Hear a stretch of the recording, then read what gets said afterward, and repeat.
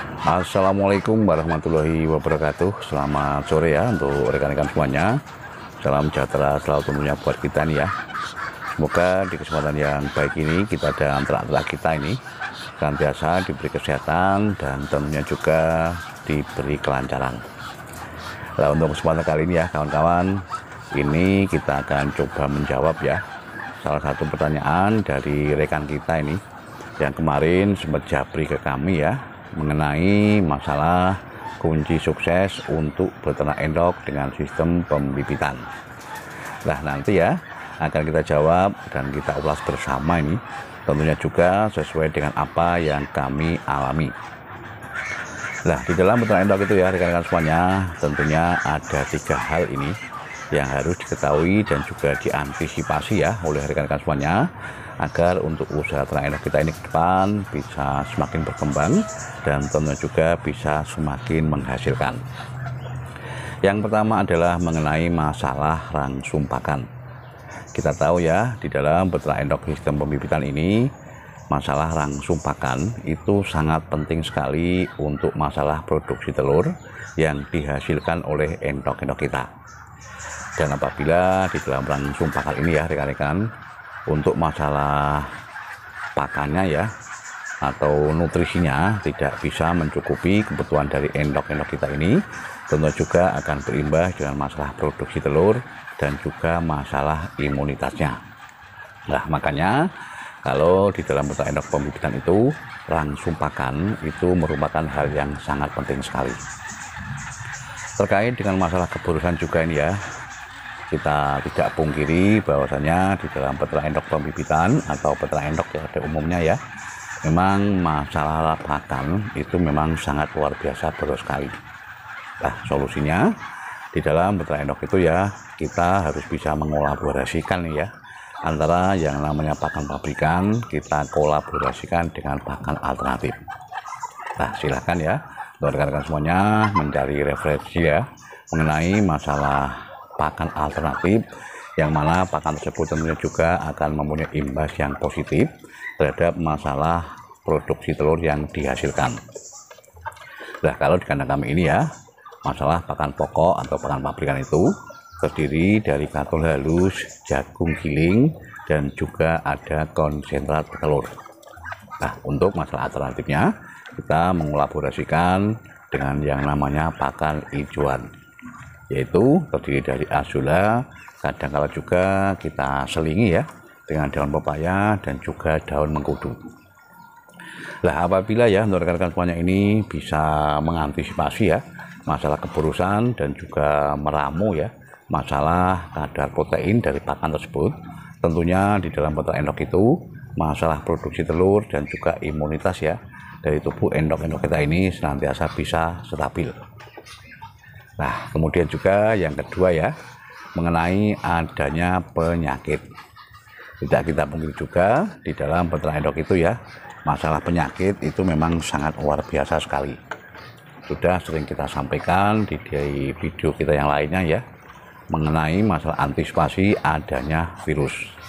Nah, virus ini tentunya juga ya, kalau kita tidak bisa mengantisipasi, tentunya juga merupakan bahaya ya, atau permasalahan yang sangat luar biasa. Makanya untuk mengantisipasi adanya penyakit ya, kita harus melakukan yang namanya vaksinasi. Silakan rekan-rekan semuanya ya bisa mencari referensi ya mengenai masalah vaksinasi yang diberikan untuk endok-endok kita ini. Nah, kalau di kandang kami ini untuk pemberian vaksinasi ya, kita menggunakan jenis vaksin suntik ya rekan-rekan, yaitu kita menggunakan vaksin NDAI. Nah, untuk melakukan vaksinasi ini tentunya juga kita harus lakukan secara kontinu ya, agar untuk imunitas dari tubuh endok kita ini senantiasa bisa bagus dan bisa terhindar dari masalah penyakit. Dan di kandang kami ini ya, melakukan atau kita mulai memberikan vaksinasi ini, kita mulai di usia 3 minggu. Ketika usia 3 minggu itu ya, kita memberikan vaksinasi dengan jenis suntik tadi dengan dosis 0,3. Kemudian ketika di usia 3 bulan ya, kita melakukan vaksinasi lagi dengan vaksin suntik tersebut ya, dengan dosis 0,5. Selanjutnya, pemberian vaksinasi ini bisa kita lakukan secara berkala ya rekan-rekan, yaitu dengan vaksinasi pemberian 6 bulan sekali. Nah, selanjutnya juga ya, untuk masalah vaksinasi ini memang banyak rekan-rekan ya yang berpendapat bahwasanya pemberian vaksinasi itu tidak bisa menjamin untuk endok-endok kita ini terhindar dari masalah penyakit. Nah, itu adalah argumen yang betul sekali ya rekan-rekan, dikarenakan untuk vaksinasi itu tujuannya adalah untuk menguatkan imunitas. Nah, penguatan untuk masalah imunitas ini ya rekan-rekan semuanya tidak mutlak terdiri dari vaksinasi saja. Ada beberapa hal lain ya yang sekiranya memang di situ mempunyai tujuan untuk menjaga imunitas dari endok-endok kita agar senantiasa stabil, yaitu pemberian masalah jamu probiotik. Jamu probiotik ini ya, kalau di kandang kami memang kita berikan secara harian ya rekan-rekan, yaitu melalui air untuk mengaduk pakan. Kadang-kadang juga kita bisa berikan ya untuk masalah jamu probiotik ini melalui air minum dari endok-endok kita. Nah, selanjutnya juga masalah kebersihan kandang kita ya, memang mutlak harus kita jaga ini ya, terutama untuk masalah kita memasukkan barang baru. Kita sebaiknya ya, apabila memasukkan barang baru dari luar ini ya, sebaiknya kita lakukan karantina. Jangan kita langsung campur ya rekan-rekan dengan barang yang sudah ada, dikarenakan untuk barang yang dari luar tersebut kita belum tahu secara pasti untuk masalah kualitasnya, terutama untuk masalah kualitas dari kesehatan endok-endok tersebut.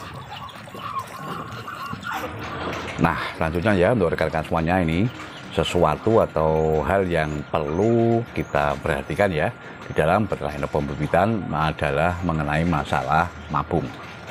Mabung adalah proses yang mutlak ya, terjadi setahun sekali, dan ini ada kaitannya dengan masalah produksi telur.